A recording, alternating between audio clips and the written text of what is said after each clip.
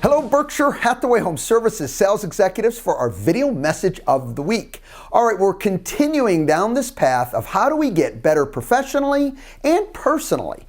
And today's topic is all about priorities, choosing the true priorities that you desire and really the most effective priorities. So how do we do that? Many of you might have read a book called The 7 Habits of Highly Effective People by Stephen Covey. One item in there, in fact, it's our first point in today's message, and that is start with the end in mind. Think about that. You know, how powerful is that? How can you get somewhere? Well, you start with the end in mind. I'm here today, and I want to go there. All right? So I get specific on where that end is. You have to really be thinking about what are you trying to do? Where are you trying to go? Start with that end in mind. And again, I will say this, if it's not clear to you, it's not clear to anyone because it's your specific goal. Now, the trap that we can fall into is that even if we have the end in mind, we now slip that what we're actually doing on a day-to-day basis, our priorities, don't match with that vision of where we want to go.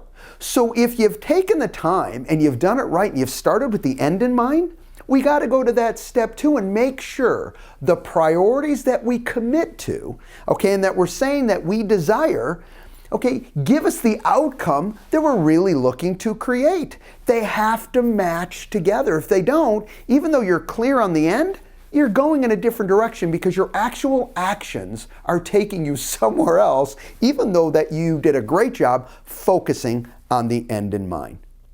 Now, this next point is really, really key, and it's something that I've seen happen again and again.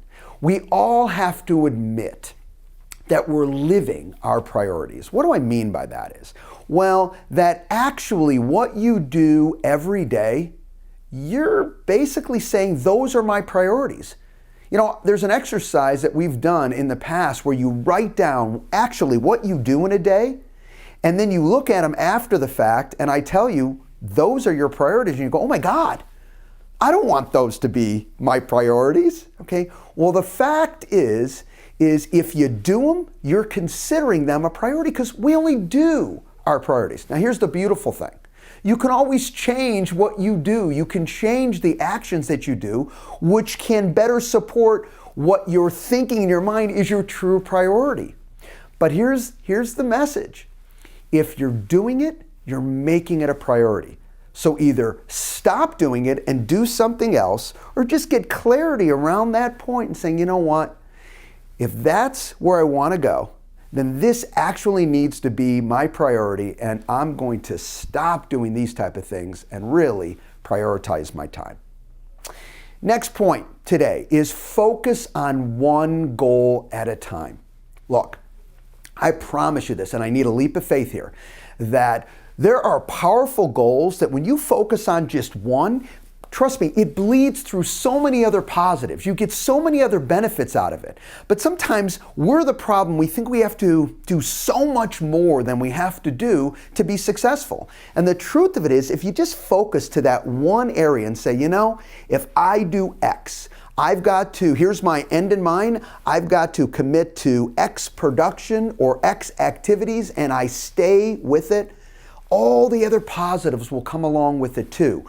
Don't think you have to commit to 52 different items. Focus on one. And I've said this before, there is no number 2 until 1 is all the way 100% completed. And last but certainly not least, I want you to be careful of a trap that you can fall into. Sometimes we confuse our daily to-do list with our actual true priorities. Don't let that happen, okay? There's a lot of to-dos. We call that the whirlwind.